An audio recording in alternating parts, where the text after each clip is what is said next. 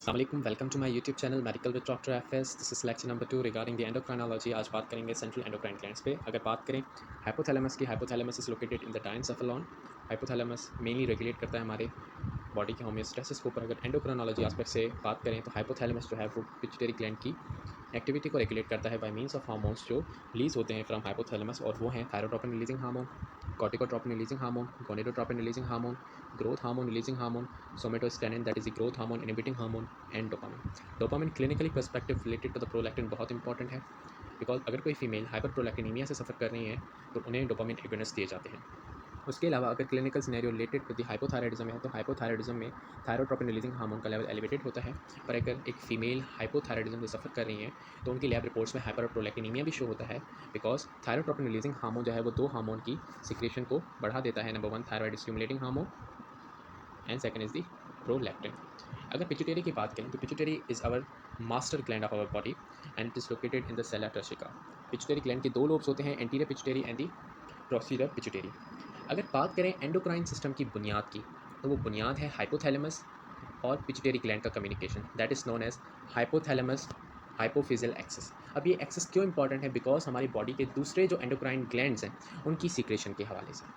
अगर बात करें हाइपोथैलेमस एंटीरियर पिट्यूटरी एक्सेस या फिर हाइपोथैलेमस प्रोसीजर पिट्यूटरी एक्सेस, तो वो हार्मोन्स जो हाइपोथैलेमस में बन रहे हैं और प्रोसीजर पिट्यूटरी की तरफ ट्रांसपोर्ट हो रहे हैं, they are ADH and oxytocin. Basically hypothalamus में कुछ न्यूरॉन्स होते हैं, दे आर मैगेनोसेलुलर न्यूरॉन्स। उनकी सेल बॉडीज़ में दो तरीके के सिक्रेटरी सेल्स होते हैं, they are supra optic and paraventricular nucleus, जो सिक्रेट करते हैं ADH and oxytocin by means of axonal transport with the help of carrier protein that is the neurophysin. ये ट्रांसपोर्ट होते हैं प्रोसीजर पिट्यूटरी में।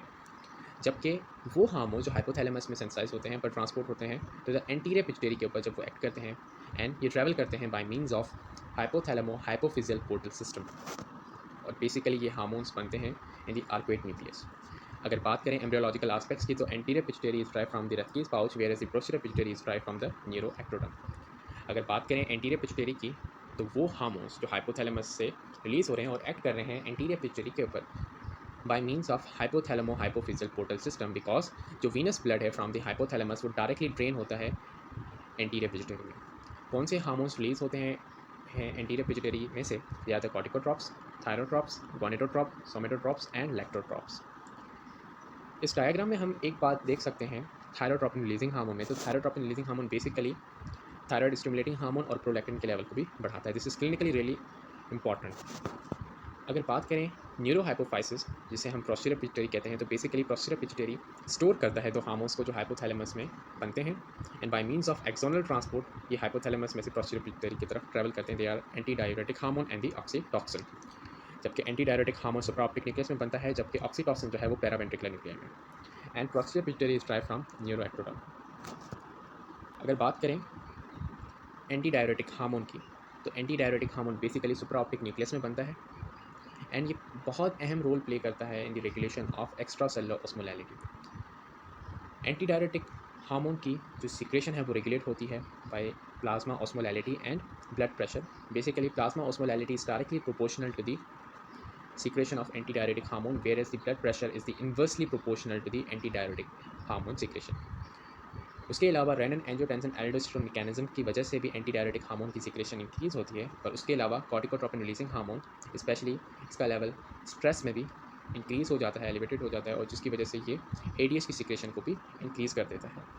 उसके अलावा एंटी डायरेटिक हार्मोन जो है वो वाटर परमेबिलिटी इंक्रीज कर देते हैं the principal cells of the distal convoluted tubule and the collecting ducts.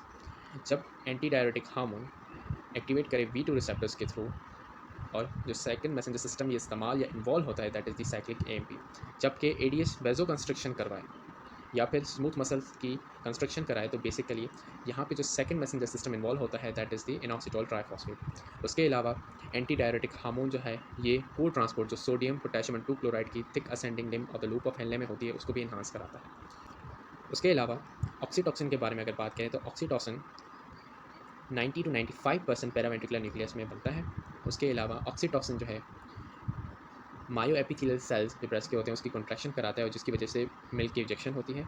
उसके अलावा प्रेगनेंसी में जो रोल है ऑक्सीटॉसिन का, तो जो रिसेप्टर्स हैं ऑक्सीटॉसिन के यूट्रस में वो अप रेगुलेटेड हो जाते हैं, एंड जिसकी वजह से यूट्रस की कॉन्ट्रैक्शन होती है और सर्विक्स डायलेट होता है, तो लेबर में प्रमोशन में हेल्प देता है ऑक्सीटॉक्सिन। उसके अलावा मेल्स में जो वास्ट रेफरेंसेस के स्मूथ मसल्स हैं उनकी कॉन्ट्रैक्शन कराता है और सीमेन की इजैक्यूलेशन भी करवा देता है इसके ज़रिए। उसके अलावा third, central endocrine gland, that is the pineal gland which is located in the diencephalon, and एक हार्मोन जो बनाता है that is the melatonin. Basically tryptophan जो है वो प्रिकर्सर है फॉर द मेलाटोनिन। बाद वक़्त उसमें में ये बात पूछी जाती है ट्रिप्टोफान से related, tryptophan is a precursor for the niacin, serotonin and melatonin. इसके अलावा अगर फंक्शंस की बात करें तो मेलाटोनिन जो है वो हमारे बॉडी के सर्केडियन रिदम को कंट्रोल रखता है, नेचुरल स्लीप प्रोड्यूस करता है, एंड सम और के थेरेपेटिक यूजेस में बाद वक़्त इसको स्लीपिंग पिल्स के तौर पे भी इस्तेमाल किया जाता है। उसके अलावा ये एजिंग प्रोसेस को भी डिले करता है बिकॉज मेलाटोनिन एक्ट करता है एज अ एंटीऑक्सीडेंट। उसके अलावा कुछ क्लिनिकल सिनेरियोज लिखे जाते हैं कि एक 8 ईयर्स चाइल्ड है एंड उसमें प्यूबर्टी नहीं आ रही, वो इसलिए क्योंकि मेलाटोनिन जो है वो गोनेडोट्रोपिन रिलीजिंग हार्मोन की सिक्रेशन को इनहिबिट करता है। उसके अलावा मेलाटोनिन एक्ट करता है या यूज़ होता है as a anti ageing agent accompanied with the hyaluronic acid. So this was all about the central endocrine glands.